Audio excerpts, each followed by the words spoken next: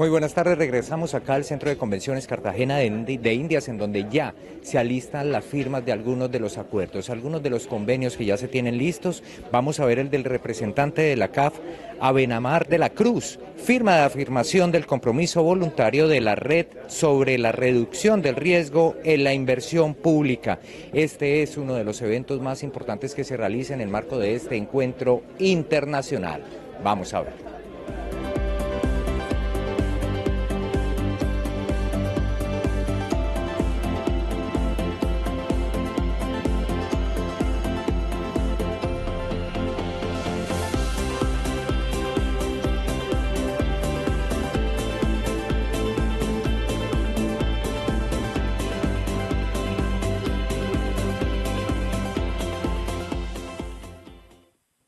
Así es, buenas tardes. Continuamos con nuestros.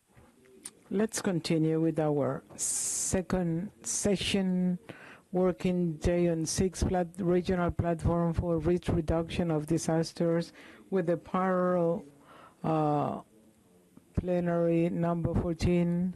But first of all, let's talk to the Vice President of the CAP for the signing of the risk management for public sector investment. Thank you very much. Apologies for the delay. It's an important topic of the articulation between entities at regional level. And before starting on session number 14, I'd like to invite Francisco Tulo to sign the commitment of the SNP Network for Risk Management. Thank you, Francisco.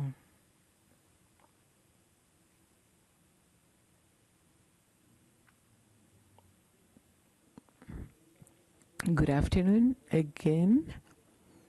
With a different hat as president of the SNP network, I'm going to be very brief time-wise.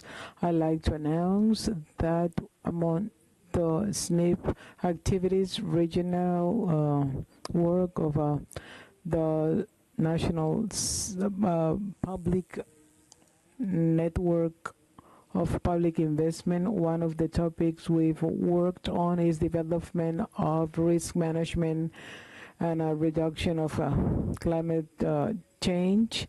Among the activities to strengthen this topic is the signature of a commitment countries of the SNP network have embraced to promote and develop in the future years on public investment in the region, and the representation is related to highest positions in public investment, and the agreements that are signed are developed through the execution of operating agencies, and we also have the support of a technical secretary that has been strengthened and has also strengthened this process, where we have GIZ and the World Bank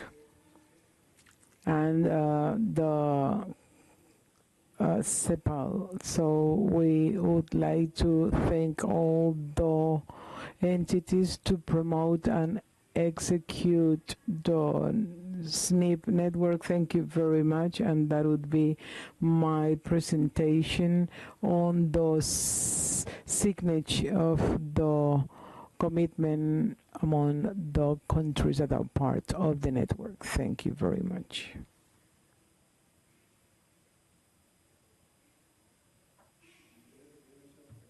Catalina Sharp.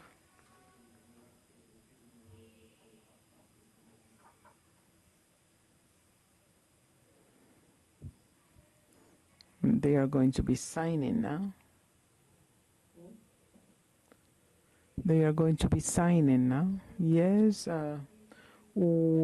Catalina Sharp of the disasters of the GIZ with Francisco Pacheco and Mr. Yepes. We support the SNP efforts on the technical secretary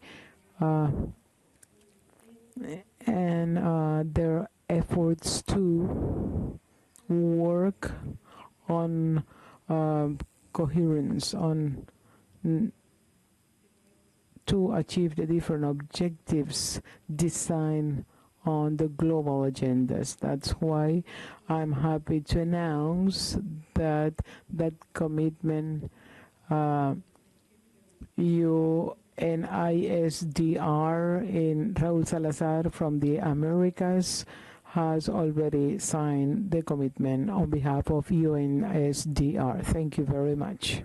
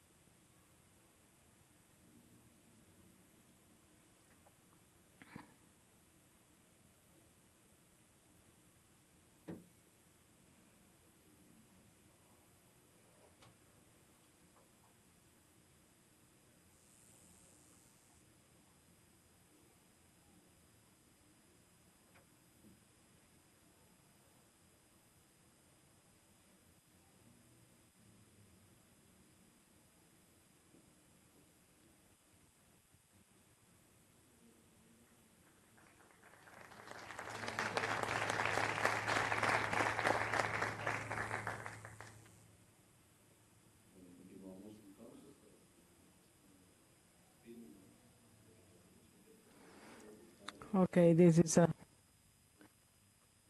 signature of the commitment of interinstitutional support of this commitment. We will continue with our parallel number 14.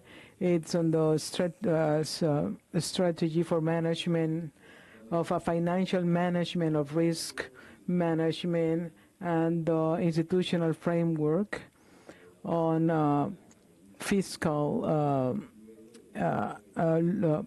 progress and achievements.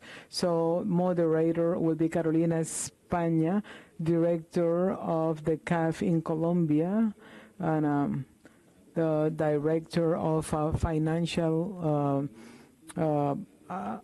assets, and she's been in charge of other multilateral agencies and relationship with government relationship to bring resources to the region. She worked also on the design of bonds on diversification of investments. She was in charge of the relationship with risk assessment agencies and support to the institution on international markets of capitals, Spain, Master in Finance from Metropolitan University of Venezuela, and she's consulting on Treasury for Pricewaterhouse, among others. Likewise, we'll be having Ricardo Peña Herrera as a speaker, Subsecretary of Vice Minister of Risk Management in Ecuador, Carlos Valdez Gonzalez, Director of the National Center for Disaster Prevention of Mexico, Jessica Gonzalez, Director of Risk Management of General Indebtedness and Public Treasury, Ministry of Economy and Finance of Peru, and Dr. Undurraga Vicuña, who is representing from Chile. We welcome Carolina España, our moderator of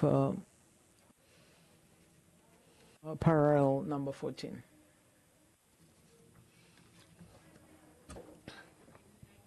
Good afternoon. Thank you so much for the welcoming words. For me, it's a great pleasure to be here and moderate this last session. We have a great challenge, which is manage the time. First of all, to thank all the previous sessions that give us an excellent framework for this session, and additionally to reaffirm the commitment that we just signed.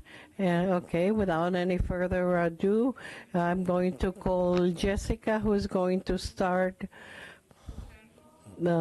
telling us about the strategy of financial management of risk in Peru. Also, I think I invite the rest of the participants to come here and sit down, and there we can start in order to take advantage of time.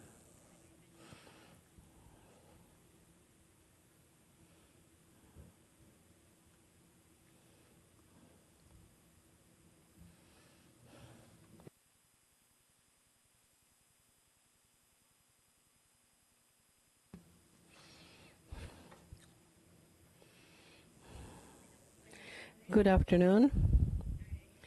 I thank beforehand all for this invitation, and I will share it this afternoon with the panelists that are here with me. I will tell you about the implementation of everything that we have been speaking in the last 3 days, how the states have been able to or are implementing the different ideas, the different alternatives of managing the risk of disasters in the different environments. In a specific manner, what refers to Peru, what we have developed right now since the beginning has been the implementation or development of a state policy to the management of risk and policy 32 that has the idea of covering not only emergencies per se, but to reduce vulnerabilities. This has been mentioned throughout all the presentations. In turn, we are working to reduce vulnerabilities and reduction of risk, the response to emergency and to and disasters, and finally the reconstruction. In the last year, we have been in the photograph of the different countries in Latin America, to the impact of the coastal area that suddenly was experienced by the country, and that up to now has been generating a very difficult situation that we have to face and resolve, that test the tools that we that we have. It is important to tell you that in 2012 this became a national topic, and it became a law in that year in 2012 that is governed by the presidency and the council of ministers. This is this means that the ministers are in support of the national government, and this unit is the one in charge of managing and guiding all the management. This is the PCM. The Ministry of Finance is in charge of the implementation of the financial strategy of this system. This law, there is the national system of risk management of disasters. It wants to establish guidelines of policies, processes, and the different institutions for the management of risks. That's why this document is the one that leads all the work in this sense. How do we work? I think this is the most important part of all the presentation. As we indicated, if we do not work in an institutionally coordinated manner, as we can see here, I'm going to tell you in detail, in a multidisciplinary manner, then the risk management doesn't work correctly. What is the relevant here? As we can say here, the presidency of the Council of Ministries started working in the risk assessment in something that we call the CORAHER. This is the presided by the President of the Republic. In the case of the coastal El Nino, the ex-president led and summoned all the ministries and sent one minister to one region of the country and put him in charge of implementing all the actions that were decided to solve the emergency so that everybody could work under the guidelines that were established for the implementation. We can see here how the rector, through two vice ministries, what it does is to work at this level on the regional municipal and district level when the emergency can be solved by the resources of the institutions. For us, the level of emergency 1, 2, 3, we don't require any additional resources. We don't need loans or anything else. When the level of emergency is acquired, the level 4 or 5, that means that you require you need urgently the support of greater resources. Then the sectors or national governments that start working on that. Based on the impact of the coastal El Nino, we have created what we today know as the authority of the change. We recognize the need of creating a specific unit that helps in disasters and disasters on national phenomenon to implement the specific task. And that is like if an additional ministry would have been created. We have to work on a necessary term to be able to implement all the measures necessary for the reconstruction. The reconstruction with changes, that means that the reconstruction is not only made just building again what was there, but to improve it. This means that, for example, the river took away all the houses and the schools and the hospitals that were constructed in an undue manner there. You don't reconstruct them in the same time, in the same site. You move it away and reconstruct in a safe area. This is what was new. The financial part of the financing of this rebuild is in charge of the Ministry of Finance. At the same time, you formalize the creation of a fund, for a financing fund known or called by us as a fund, similar to the one in Mexico, but works in a different manner. It's in this fund where you organize all the operation of all the instruments that must be implemented with the support of the different multilateral units, generating the transfer in the networks and assessments. We have, as a previous plan, we have other institutions that plays in a preventive manner with TCM, work in the different sectors in what you mentioned before, establishing the operational strategic plans, and then integrating the concept of risk management within these instruments. At the same time, we have two institutions that are operational support within this risk management, which is the Instituto de Defensa Civil and the CENDEPRE. CENDEPRE, in essence, constructs risk maps, and INDERCI operates the emergency. Within the Ministry of Economy and Finance, the area of debt through the risk management has this responsibility of articulating or coordinating all these agents. That means they take the telephone or the email, and any time that they have to make a transfer, for example, in the coastal El Nino, they take the telephone and make the transfers necessary to start implementing the reconstruction of schools and coordinate with the different areas of the authorities, the reconstruction, verify with the regional governments that have been affected, and with the institutions that should have participated in all the tasks to be, and they are also in charge of seeing whether the new school will be constructed in a safe area. If the disaster was not the coastal El Nino, which was a disaster generated by a strong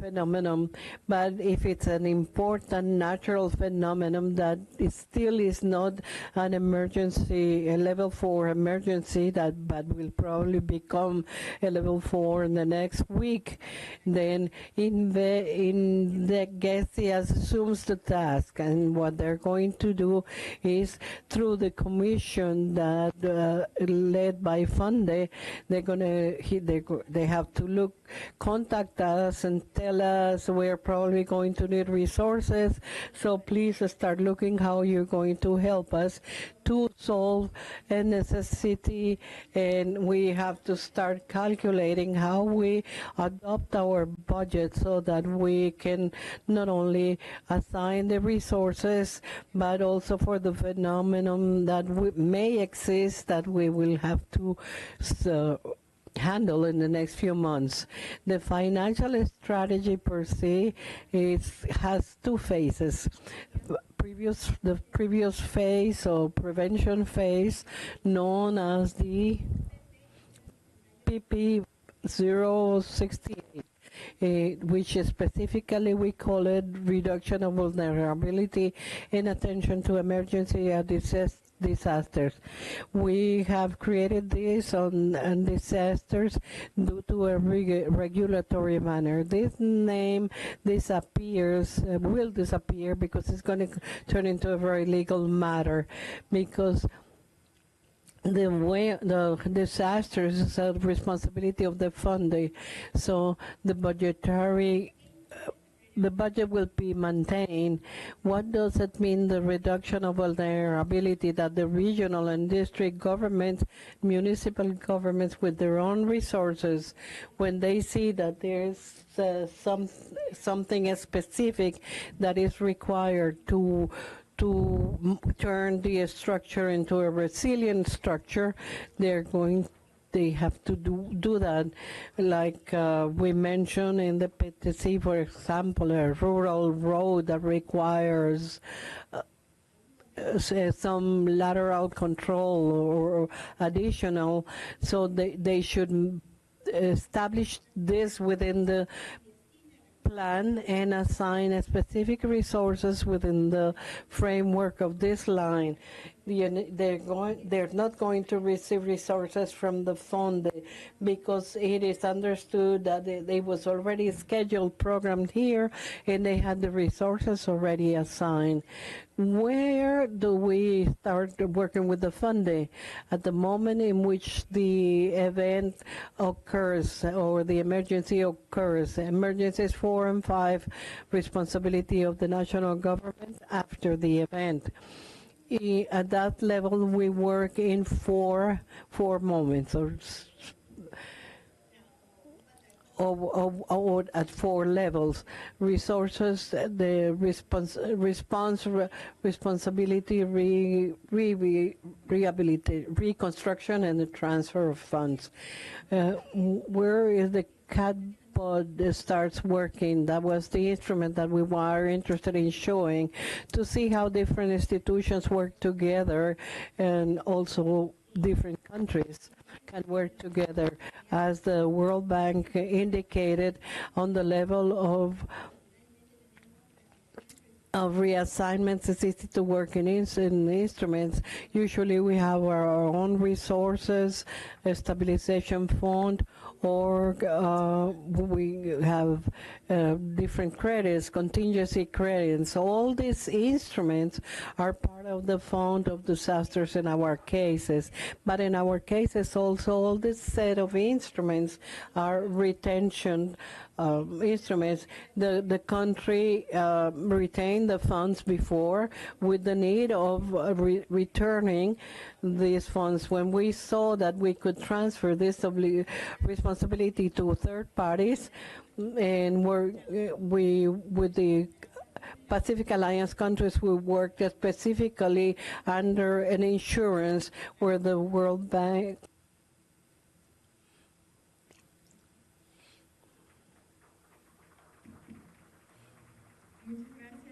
Thank you so much, Jessica. Very interesting, your strategy of financial management of risks. And I want to share the experiences of the other panel members. I would like to ask Alberto to share with us what are the key aspects in the design of a financial strategy for the risk management in the case of Chile. First of all, to tell you that we don't look at the Ministry of Finance, but on the executing ministers, the Public Work Ministry. But saying this, I would say that there are four elements, central elements. The first one is to see where we should invest. And that's not so obvious if you don't have the planning of the first phases of reconnecting the country or reestablishing basic services, utilities after the emergency. But if there's natural phenomena that we have not experienced before, it is not so clear where you have to invest and the priorities. So in the case of climate change, the understanding of climate change is so important because that tells us what are the standards and how to address the new infrastructure and how to invest in that. Because sometimes we have the instruments, but we don't know where to invest. In case of earthquakes or tsunamis, it's not so clear. The other thing is that in matters of national budgets, the central part of us was to look for formulas to divide the political from the public. And that was extremely urgent, important, because we could talk about program and move it away from the political side. So we had to make a lot of effort to move them. And we had to validate that with the launching of the plans in order to remove away the political from the plans. And the third part is the concessions and public investment. The first part is that it frees resources for investment, but also it frees funds of the country.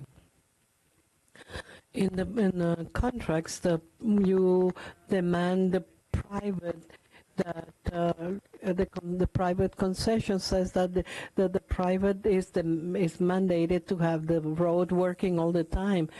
And fourth, because we explore other significant areas of public-private investment to construct, for example, dams or raw water dams when the rivers have a problem. We have problems with the rivers, and then the municipality don't have water. So we have to look at the investment plans. Another thing I want to mention before my time is over is that the infrastructure fund works as a guarantee fund and also as a residual investment fund when there's a lot of structures that require that we we manage through the surplus of the tolls that we charge on the roads. It's a lot of money that we can use for reconstruction.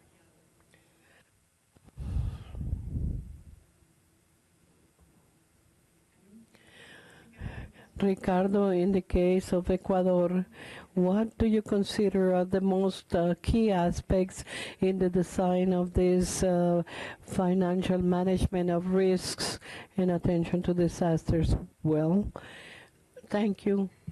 I come from the risk management, and I want to say that this process in Ecuador since 2008, and where there's a new regulation, where there's a very important changes in the institutional side, strengthening the institutions, taking the axis on social development and the management of risk is within that framework. So in that sense, there's a clear topic that we have been developing as the first stage in topics like financing for disasters. In this sense, our country doesn't have reserve funds or savings for emergency. It has the declaration of an emergency in order to be able to transfer funds towards the emergency as the previous panels indicated.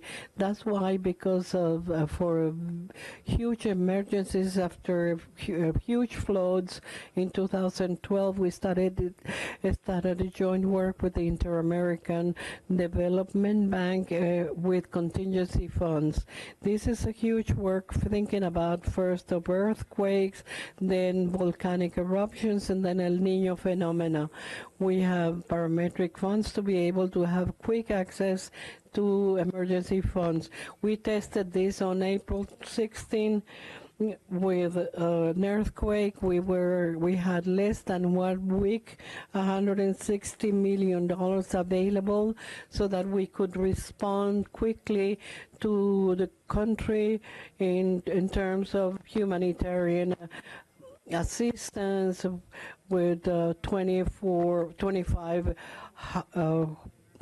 schools that were used to receive people, and we had to work in energy, water. So we showed that this tool was useful to be able to have a quick response to an emergency.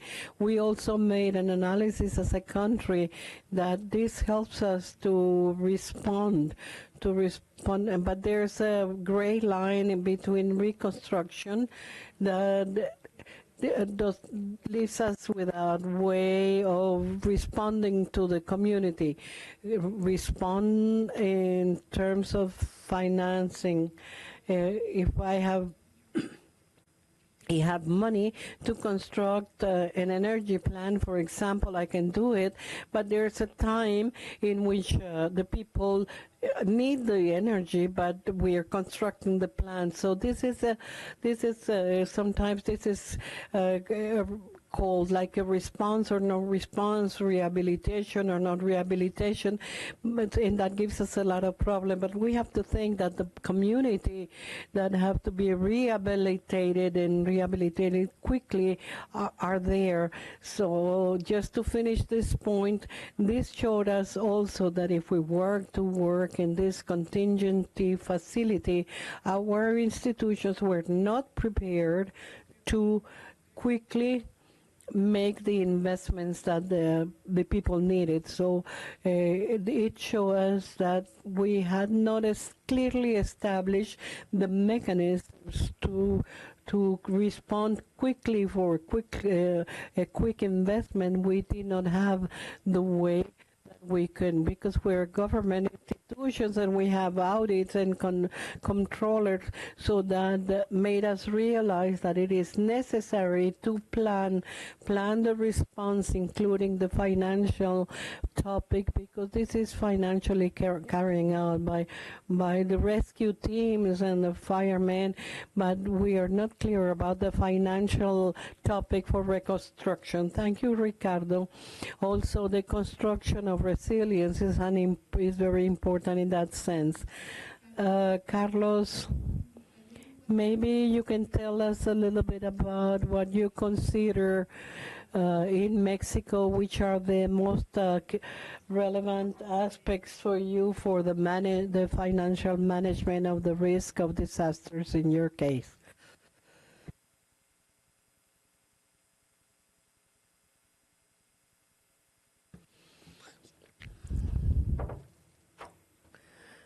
We initiate the presentation from what we see this in the National Center for the Prevention of Disasters.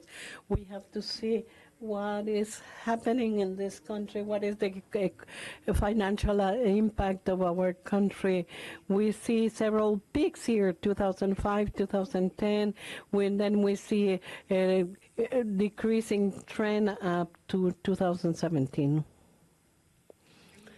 What happens when we see the numbers? The question is why in these years we have expenses, important expenses, and these graphics show us by names. You can see there the hydrometeorological phenomenon in 2010, where you can also an earthquake of 7.2 magnitude, and then we also have drugs. And then finally, last year we have in September we have earthquakes, and that is important. How do we see that impact in the disasters in regards to GDP to be able to balance? And we see a peak on 2018 when you see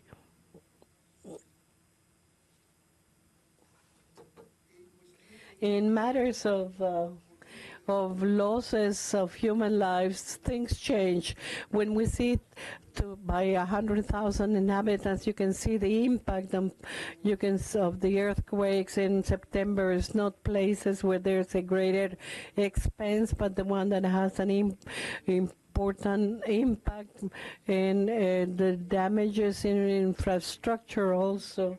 In the health infrastructure, for example, here in 2010, where we see important peaks and decrease in safe hospital program, where we see that there's less impact infrastructure, educational area. We see a peak in 2014 that helps us to determine what we have to do in the future. Rapidly, the two phenomena in less than 1 month, Katia, and now in the Guerrero coast and Sinaloa, and finally an earthquake of 8.2 magnitude and 7.1.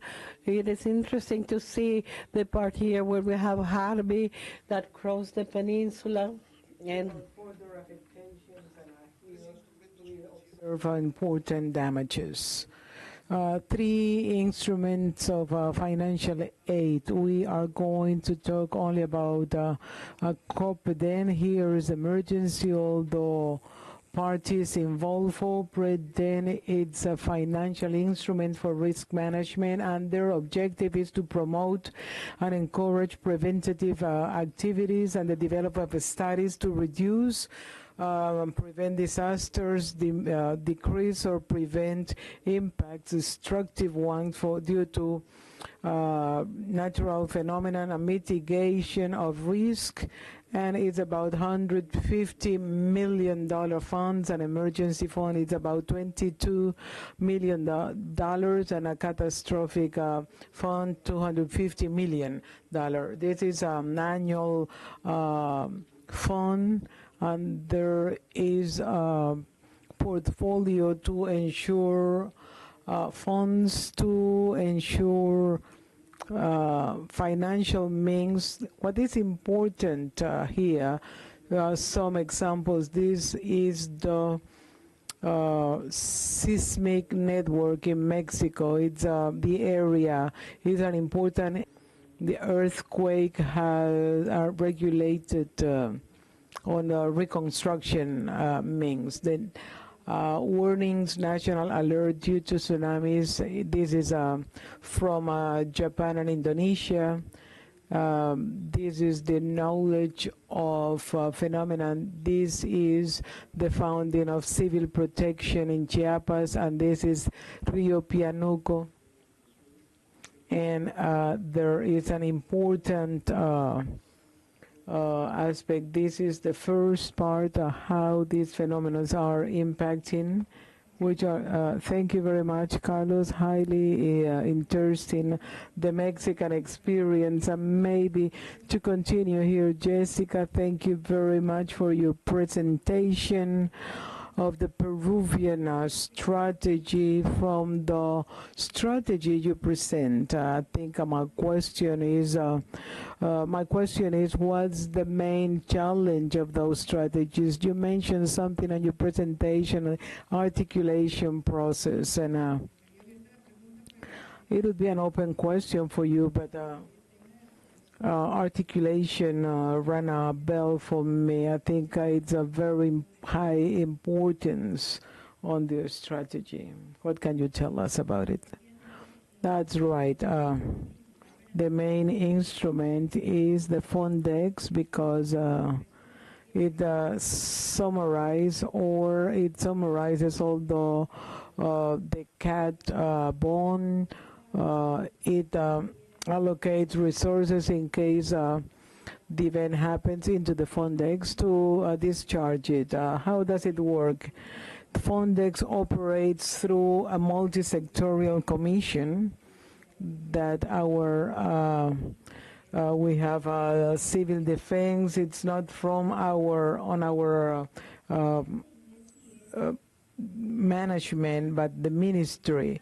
So it identifies the different emergencies and set priorities. We present it to the commission. This is first, second, third, and it sends it, or it passes through the different areas of the ministry that are in charge of validating the projects, because the problems we face, it's a project repetition.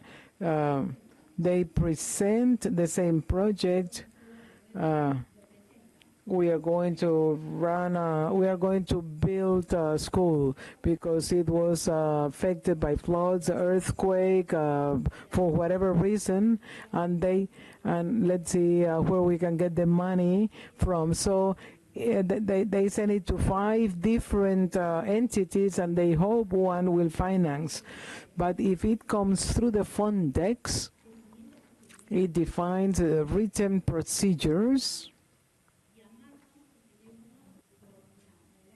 We get a phone call, we coordinate with a budget and a public interest, and we send it to Sindesi, and this is repeated. We have these observations. They, through cards, return it to the executing agency, and if you want to observe on the web, you can read the observation. This has discouraged pressure. It doesn't eliminate the political drive, but it helps to improve the situations.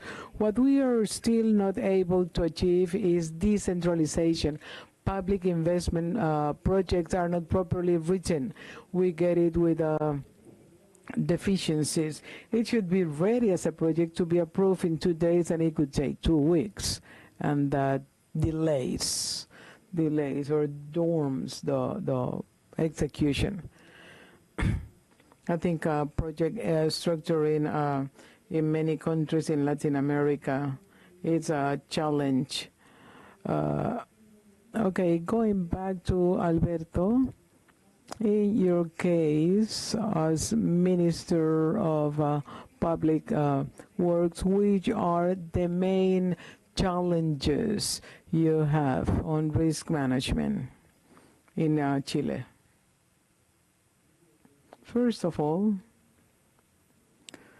not only on this strategy, but the need of the Peruvian experience is very interesting.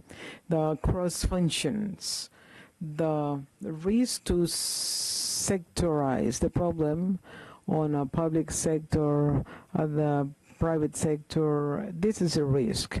And then, provided we can overcome that, we can see the opening of opportunities. I think something interesting is experience exchange, as we can see good practices of other countries. We can replicate. I think that's the main challenge. When we see something important, when public-private sector alliances, when there is a natural disasters, it's an important alliance. It has to be completely transparent, not to leave opening or gaps, corruption or gaps. That's a risk. I think the response has to work this out.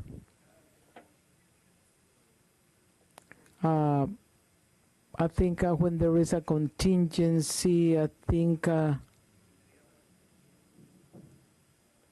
think if we solve the roads, if we I think that's a risk, because the system, I think those two are the main ones. Risk and thank you. Important public-private sector. In Ecuador, what's the main challenge to the implementation of risk management strategies? As Ecuador, the same, we think the challenge is to have updated plans, and the financial issue. We are working on the national plan for risk reduction, but with emphasis on, we've discussed that for the plan to get up to investment, well, public investment, maybe the first stage policies to establish public financing mechanism. That's a very short-term challenge. We have the planning for next year. The response is ready. And why so late, even though in 2008 our country set it on the highest risk management location in the Constitution, but we took it easy because we thought we were on the top.